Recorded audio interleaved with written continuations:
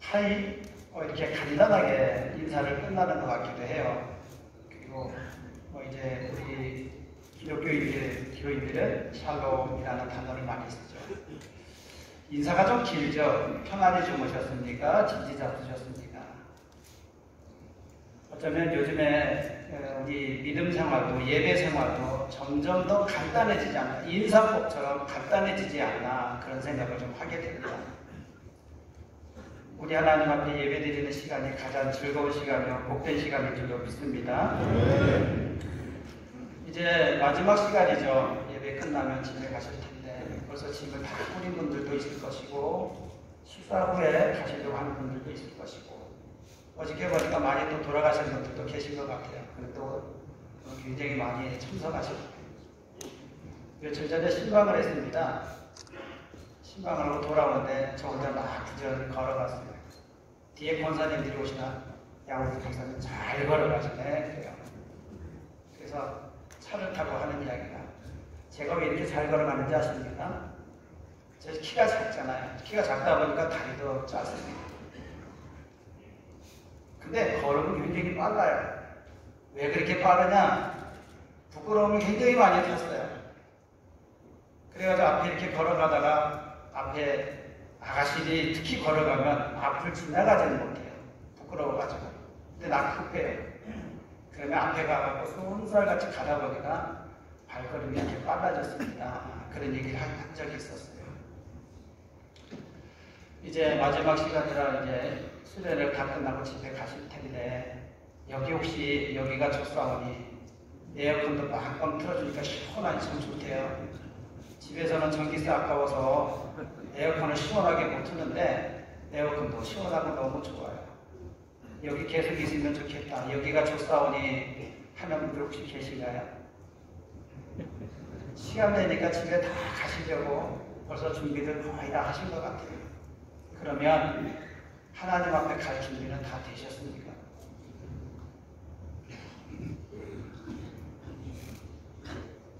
하나님 앞에 가면 나는 어떻게 뭐라고 하나님 앞에 말씀을 드릴 수 있을까? 우리가 때가 되면 집에 갈 준비를 하는 것처럼 늘 하나님 앞에 갈 준비를 하고 계실 줄로 믿습니다. 그런데 하나님 앞에 가면 우리가 어떻게 믿음을 따라 행했는지에 대해서 상급이 있다라고 성경은 분명히 말씀해요. 우리가 어떻게 믿음 생활하고 어떻게 하나님 앞에 행했는지 거기에 대해서 상급이 있다라고 말씀하신다는 것입니다. 제가 조금 전에 얘기했던 것처럼 참 부끄러움이 많은데 제가 생각해도 목사가 된다는 게 참 신기해요. 어떻게 이렇게 설교를 할 수 있을까라고 하는 게 그렇게 부끄러움 많고 그러다 보니까 말도 못하고 그런 경우가 참 많았었는데 하나님 앞에 늘 무릎 꿇고 기도하니까 하나님께서 담대함도 주시고 용기도 주시고 사실 이렇게 장로님들이 막 계시는데 좀 말 못해요. 두려워가지고 떨려가지고 그래서 하나님 앞에 늘 기도했습니다. 오늘 말씀의 제목이 길에게 물었습니다 라고 하는 것인데 여러분 오늘 성경을 보면 좁은 문으로 가라 멸망으로 인도하는 문은 크고 그 길이 넓어 그리로 들어가는 자가 많고 생명으로 인도하는 문은 길이 척박하여 찾는 자가 적음이다. 좁은 문으로 들어가라 라고 해요. 설교 본문에 다 기록이 되어져 있는 것 같아요. 한 방송에서 길에게 물었습니다 라고 하는 제목에서 그런 어떤 말을 듣고 길에게 길을 물었다라는 제목을 적어보았습니다. 좁은 문으로 들어가라. 그런데 좁은 문이 과연 뭘까요? 좁은 문, 좁은 길이라고 말씀하는데 넓은 길, 포장 잘 돼 있는 넓은 길을 내비두고 일부러 좁은 길로 가라고 하는 것이냐? 그건 아니라고 하는 것을 아마 우리 장로들이 잘 아실 거예요. 어쩌면 좁은 길이라고 한다면 남이 싫어하는 것, 남이 안 하는 것 그것이 아닐까 싶습니다. 이왕이면 넓은 길, 편한 길 가려고 하지 좁은 길 누가 가려고 하겠어요. 아마도 예수님께서 좁은 길로 가라라고 하는 것은 예수님께서 남이 하지 않는 일, 남을 잘 꺼려하는 일, 이런 것을 하라라고 하는 줄로 믿습니다. 마태복음 5장의 팔복에 대한 말씀이 있고 그 뒤에 이제 뭐 비판하지 말라, 가늠하지 말라, 살인하지 말라 이거 쭉 말씀하셨어요. 그리고 나서 하시는 말씀이 좁은 길로 가라.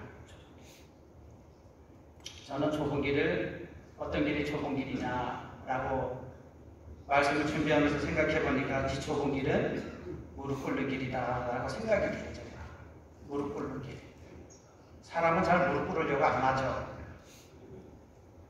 존경받기를 원하고 사람들에게 인정받기를 원하지 무릎 꿇으려고 하는 사람은 잘 없습니다. 그런데 좁은 길로 가라고 하는 말씀은 무릎 꿇는 길이다 라고 정의를 좀 하고 싶습니다. 오늘 부회장 장로님이 목사님 서포께서 기도 많이 했나 봐요. 사실 걱정이 됐었어요. 우리 장로님에게 여러 가지 좀 말도 많고 또 반대하는 분들도 있고 그래서 기도를 부탁하고 기도를 했는데 며칠 전에 일기 예보도 뭐 돌풍이 불고 번개가 오고 비가 온다 소리도 많이 했었어요. 근데 비도 안 오고 햇빛도 좀 가려주는 것 같고 얼마나 감사한지. 그래서 몇 명이나 모였습니까? 그랬더니 한 3,000여 명 모인 것 같아요. 코로나 이후에 이렇게 많이 모일 수 있다는 게 참 하나님의 은혜다. 속으로 생각했어요. 기도밖에 없다. 기도밖에 없다. 우리 유재돈 장로님 계시지만 제가 부임해서 얼마 안 돼서 목사님 장로님이 갑자기 아프셨어요. 아마 장로님도 굉장히 충격도 받고 그때 당시 눈물도 많이 흘렸을 것 같아요. 그래서 늘 기도를 하고 요즘에도 이렇게 피곤하게 다니다 피곤하면 와서 안수기도를 받아요. 그래서 제가 기도할 때는 어깨에다 손을 얹고 하나님이 주님이 머리에 얹어주세요. 그래서 저는 어깨에다 손을 얹더니 제 손을 딱 잡더니 여기다 얹어주세요. 그래서 여기다 얹어서 기도를 했어요. 그렇게 몸이 아프시다가 사실 제가 진주 남로에 온 지가 2004년도니까 한 20년 가까이 돼가는데 그전에는 별로 유재돈 장로님 잘 몰랐어요. 갑자기 노회장을 하시고 연간지역 회장을 하시고 전국장로회 회장을 하시고 그 이유가 어디에서 왔을까라고 생각해 보니까 장로님 무릎을 잘 꿇어서 그렇구나 생각했어요. 우리 장로님들 무릎을 잘 꿇으시기를 축복합니다. 무릎 꿇는 자 하나님이 절대 외면하지 않으세요. 무릎 꿇는다는 이야기는 겸손하다는 거예요. 목사가 너 어리잖아요. 성은 저하고 유가 같은데 우리는 저희 아버지 학렬이 제자 동님이에요. 저는 이제 종자 또는 호자 동님인데 근데 이제 판이 조금 다른데 같은 성씨 아닐까 싶기도 하고 어쩌면 아저씨일 걸 될 수도 있을 것 같아요. 그냥 한글로만 보면 아저씨예요. 아버지 학렬. 그런데도 무릎을 꿇습니다. 부부싸움은 칼로 물베기다라는 말을 잘 하시죠. 요즘은 잘 그런 말 안 쓰는 것 같은데 아마 제 연배 보통 우리 장로님들이 연배가 이제 거의 뭐 60 이상 거의 되셨겠죠. 예전에 그런 말을 참 많이 들었어요. 부부싸움 칼로 물베기다. 왜 물베기였을 것 같을까요? 예전에 우리 이제 위에 손친들은 거의 뭐 손 보는 경우도 없었고 부모님들이 딱 찌어주시면 그냥 살았어요. 칼로 물베기, 부부싸움은 칼로 물베기 많이 싸우죠. 다투죠. 왜 칼로 물베기가 됐을까라는 걸 저 혼자 스스로 곰곰이 생각해 보니까 이게 부부관계 아닌가 싶은 거예요. 이불 속에서 부부관계 싸우고 혹시 총각 장로님, 처녀 장로님은 안 계시겠죠? 계신가요? 처녀 장로님, 총각 장로님은 없을 테니까 부부관계를 아시잖아요. 싸우고 다투다가도 부부관계를 하면 또 좋아져요. 근데 요새 왜 이혼율이 많으냐? 싸우면 안 해요. 서로 각방을 씁니다. 그러다 보니 이혼해요. 근데 한 이불 속에서 싸우고 다투도 또 부부관계 하면 또 좋아지고, 부부관계 하면 또 좋아지고, 이런 관계가 교회에서도 특히 우리 장로님들과 목사 관계는 부부관계다, 그런 생각을 좀 하게 됩니다. 무릎 꿇는 거예요. 겸손함입니다. 먼저 우리가 하나님 앞에 무릎 꿇는 거 생각하고 무릎 꿇는 거 아니겠습니까? 남편이든 아내가 됐든 서로가 무릎을 꿇어보세요. 그러면 행복해집니다. 저희 아버지가 참 술을 많이 드시고, 술 드시니까 술버릇이 영 안 좋아요. 많이 싸워요. 가정마다 그런 경우 많죠. 그러면 아이들이 뭐라고 합니까? 왜 싸워요? 제발 좀 싸우지 마요. 엄마, 아빠 싸우지 마요. 이 제목이 화목하게 하소서라는 제목, 어저께 김하나 목사님 저도 이제 그때부터 설교를 듣고 강의를 계속 쭉 들었는데, 오늘 찬송한 것도 부름받아 나서니고 주 뜻대로 사용해 주십시오 라고 찬송하는 게 얼마나 가슴에 와닿고 은혜가 닿는지,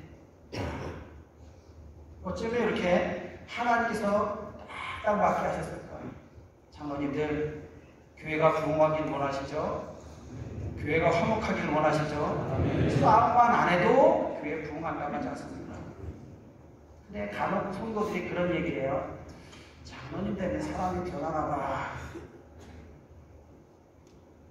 장로님 때문에 변하겠죠. 연세도 드니까 우선 신체적으로 머리도 희끗해지고 어떤 것으로 변하십니까?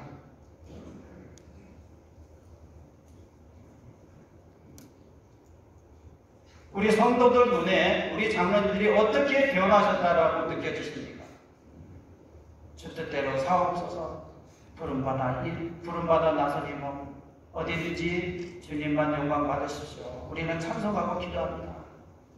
우선은 첫째는 화목하게 하는 방법은 없어요. 다른 방법 없어요. 제가 볼 때는 무릎 꿇는 거예요.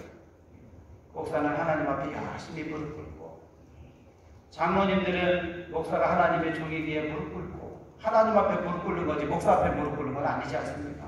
그런데 역사는 하나님이 일으키시더라는 거예요. 무릎 꿇으니까 하나님께서 역사를 일으키세요. 제가 듣기는 전국장로회 회장한다는 게 보통이 아니라고 들었습니다. 보통이 아니겠죠. 수만 명 중에 그 많은 교회들 얼마나 똑똑하고 기라전 같은 장로님들 많습니까?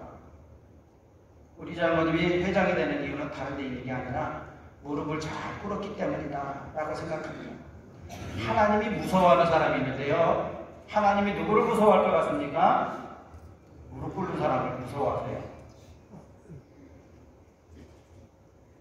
기도하는 사람을 무서워하십니다. 겸손한 사람을 무서워하십니다. 무릎 꿇는다는 이야기는 기도한다는 뜻이지 않습니까?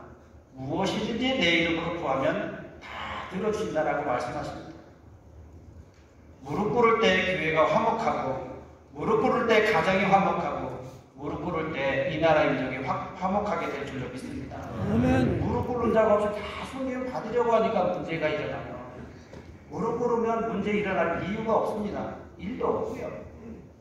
그래서 우선 첫째는 먼저 장로님들과 교회 목사님과 하면 교회가 자동적으로 화목해지겠죠.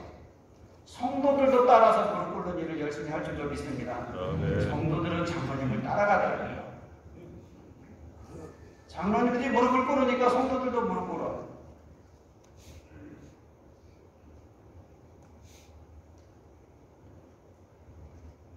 그래서 정말로 화목하고 은혜가 넘치는 그런 교회가 되고 가정이 될 수 있기를 주님의 이름으로 축복합니다. 좁은 문으로 들어가라. 멸망으로 인도하는 문은 크고 길이 넓어 그리로 들어가는 자가 많고, 생명으로 인도하는 문은 좁고 길이 협착하여 참는 자가 적다. 참는 자가 적다. 무릎 꿇는 자가 적다. 겸손하려고 하는 자가 적다. 그런 이야기가 되겠죠?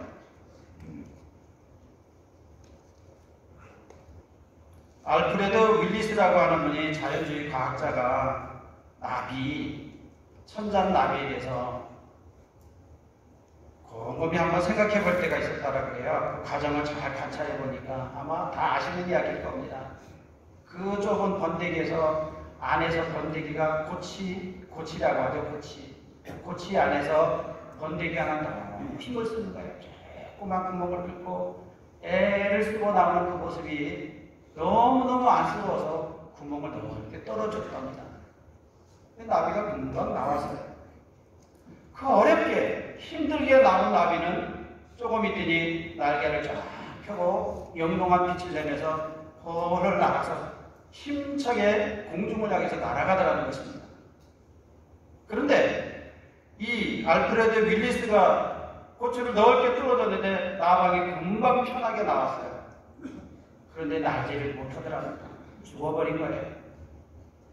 좋게 내가 좀 편하게 자비를 베풀었더니 오히려 그 나방은 죽는 꼴이 되어졌다는 것입니다. 하나님께서 이렇게 자연의 원리도 생명의 원리도 하나님께서 이렇게 섭리 가운데 다 행해 주셨는데 때는 우리가 그런 걸 깨닫지 못할 때가 많다는 것입니다. 이 자연의 원리를 따름으로 생존하고 번성하게 하신다는 사실입니다. 우리 영적인 원리도 때로는 무릎 꿇는 일, 무릎 꿇는다는 게 쉽지는 않죠. 어렵죠. 자존심도 상할 것이고. 그런데 교회마다 때로는 불편한 관계가 있을 수 있습니다.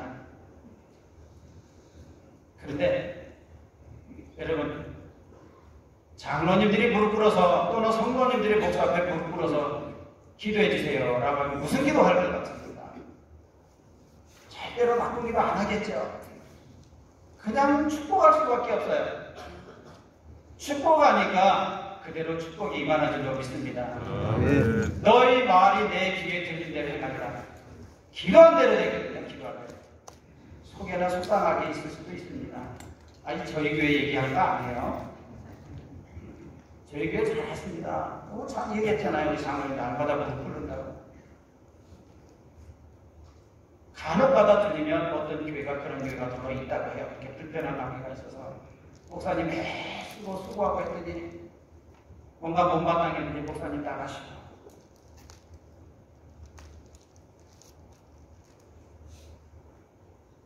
목사님 병이 오고 스트레스를 받고 하니까 떠나가요. 그런 관계가 무릎 꿇는 관계가 서로가 됐다고 한다면 왜 그런 일이 일어날까요? 같이 힘을 주고 오직 주님만 영광 받으십시오. 그저 종을 사용해 주십시오. 우리가 찬송한 대로 그런 찬송만 하고 나간다면 하나님께서 무릎 꿇는 자에게 기적을 베풀어 주시지 않을까요? 존귀 영광 모든 것을 주님 홀로 받으소서. 멸시천대 십자가는 제가 지고 가오리다. 이름 없이 빛도 없이 감사하며 섬기리다. 이름 없이 빛도 없이 감사하며 섬기리다. 하나님께서 거기에 바로 기적을 베푸실 줄 믿습니다. 주님만 영광 받으십시오라고 기도하며 나갈 때 하나님께서 거기에 바로 은혜 주시지 않겠습니까? 성경에 처음부터 일관되게 우리에게 전하는 메시지가 있습니다. 그것은 바로 구원이라는 것입니다.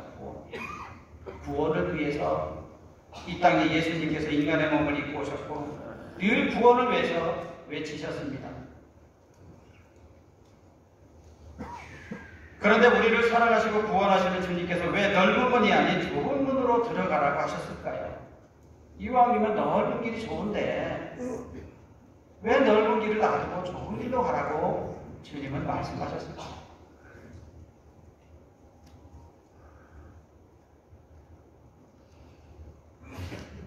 누가복음 13장 23절 24절에 보면 주여 구원을 받을 자가 적으니까 그랬더니 주님께서 누가복음 13장 23절 24절에도 이렇게 말씀해요.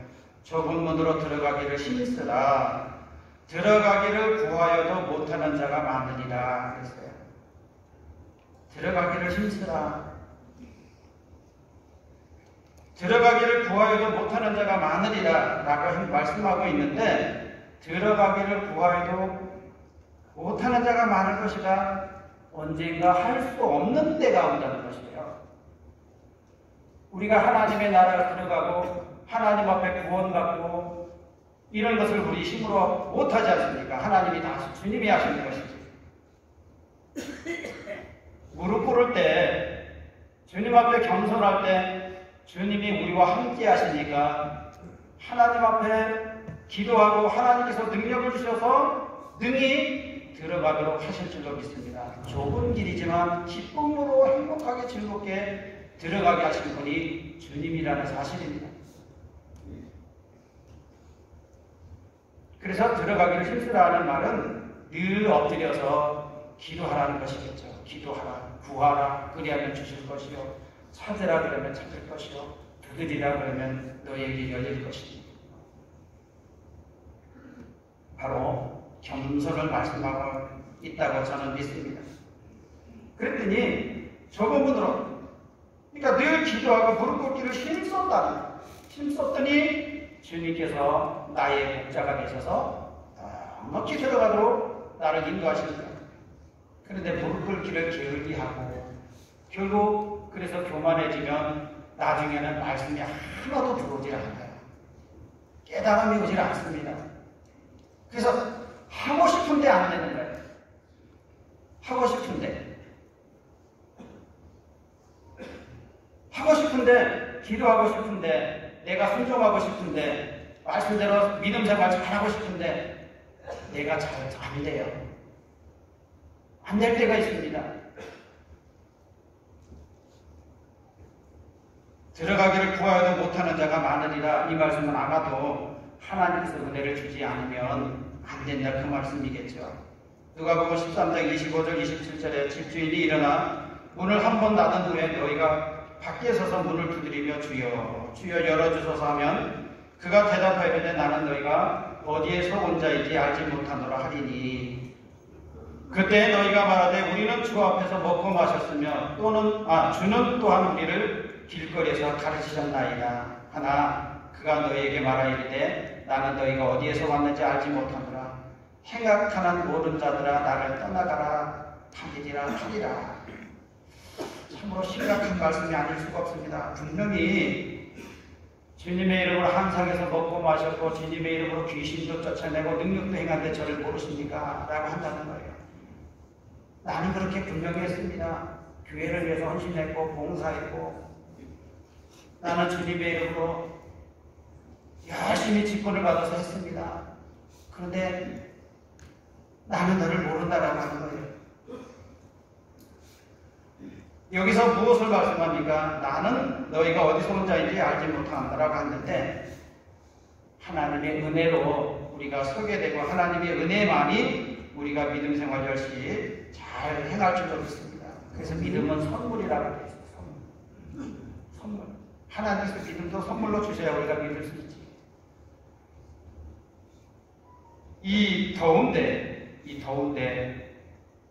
이렇게 나와서 앉아 계신다는 게 얼마나 많이 힘드시죠? 하나님의 은혜가 너무나도 감사해서 그래서 우리는 늘 하나님 앞에 고개를 들고 예배하는 줄로 믿습니다. 성경은 우리가 예수를 믿으면 구원을 얻는다고 분명히 선언하십니다. 그런데 왜 예수님은 자꾸만 좁은 길로 가라. 섬기는 자가 섬김 받으려고 하지 말고 섬기는 자가 되라. 라고 이렇게 반대적으로 말씀하셨습니다. 아마도 주님의 말씀에 순종해서 겸손하게 되어 기도하고 무릎 꿇을 때 하나님께서 늘 함께 하셔서 능력을 더하시게 하시려고 좁은 길로 가라고 우리 주님 말씀하신 줄 믿습니다. 힘들고 어렵지만 내가 너무 함께 하겠다는 뜻이겠죠. 넓은 길 가지 말고 좁은 길로 가. 그러면 내가 붙잡아 줄게. 내가 너에게 힘을 줄게 라고 말씀하시는 줄로 믿습니다. 종교개혁자 마틴 루터가 이런 말을 했다고 합니다. 믿음으로 구원을 얻는다는 말은 행함으로 구원 얻는다는 말보다 더 어려운 것이다. 믿음으로 구원 얻는다는 말은 행함으로 구원 얻는다는 말보다 더 어려운 것이다. 왜냐? 행함이라는 건 나타나니까 보일 수 있어요. 그러나 믿음이라는 것은 보이지 않습니다. 그러니까 믿음이라고 하는 것이 보이지 않는데 그것을 적어도 믿음을 행한다는 것이 더 어렵다는 말이 되겠죠. 믿음이라는 게 뭔가 보이지를 않는데 행함으로 구원은 받는 것도 더 어렵다? 믿음이 어떤 정직, 진실 그런 것을 말씀하는 것이 아닐까 싶습니다. 계속해서 주님은 좁은 길로 가라라고 말씀하십니다. 독일의 문호인 헤르만 헤세는 사람에게 세 가지 유혹이 있다라고 이야기했다고 합니다. 첫째, 육체의 영광과 두 번째는 잘난치 않은 교만과 자기를 사랑하는 이기심이다 라고 했다고 합니다. 이런 것들이 다 포스트 모노즘, 유물론 이런 것들, 나 중심, 인간 중심 이런 것에서 온다라고 볼 수 있겠죠. 그러나 우리의 중심은 내가 아니라 주님이 우리의 주인이고 중심인 줄로 믿습니다. 그래서 이 유물론이라는 건 잘 아시는 것처럼 사회주의, 공산주의 이런 데서 오는 것이에요. 그래서 독일의 순교자 본 헤퍼 목사는 카를 마르크스는 철저히 사탄의 숭배자였다라고 말합니다. 공산주의, 유물론의 뿌리를 둔 포스트 모더니즘의 핵심은 개인주의라는 것입니다. 개인. 이들은 세상에서 가장 중요한 존재는 자기 자신입니다. 이 세상에 존재하지 않는 이유는 자기 자신을 위해서입니다. 나만 좋으면 됩니다. 나만 행복하면 됩니다. 그리고 내가 추구하는 행복은 철저히 육체적이라는 것입니다. 그래서 육체적으로 행복하기 위해서는 수단 방법을 가리지 않습니다. 악착같이 수단 방법을 가리지 않고 돈도 벌고 지식도 쌓고 때로는 권력도 손에 넣어야 됩니다. 그저 육체대로만 살면 됩니다. 그러나 우리 주님은 육체를 따라서 사는 것이 아니라 영을 따라 살아가야 된다라고 우리에게 말씀하고 있습니다. 하버드 대학교의 철학자 마이클 샌델이 정의란 무엇인가 라고 정의를 내렸는데 내가 생각하면, 내가 옳다고 생각하면 그것이 정의다 라고 주장했는데 과연 그럴까요? 내가 옳다라고 아니라 주님이 옳다라고 하셔야 됩니다. 주님이 옳다라고 하면 그것이 바로 옳은 것이요. 주님이 바르다 하면 그것이 바른 줄로 믿습니다. 정의를 판단하는 세 가지 기준은 행복과 자유와 미덕이라고 말하죠. 그런데 예수님께서는 좁은 길로 가라라고 말씀하십니다. 그 좁은 길이 바로 생명의 길이요 진리의 길이다 라고 말씀하십니다.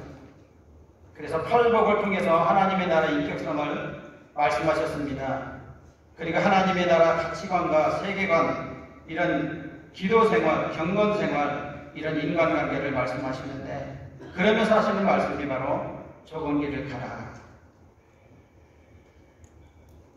바로 좁은 길로 간다는 것은 무릎 꿇는 사람이요, 기도의 사람이요, 겸손의 사람이요, 하나님이 이런 사람을 절대 외면하지 않는 줄로 믿고 더 좁은 길을 가기를 힘쓰는 줄로 믿습니다.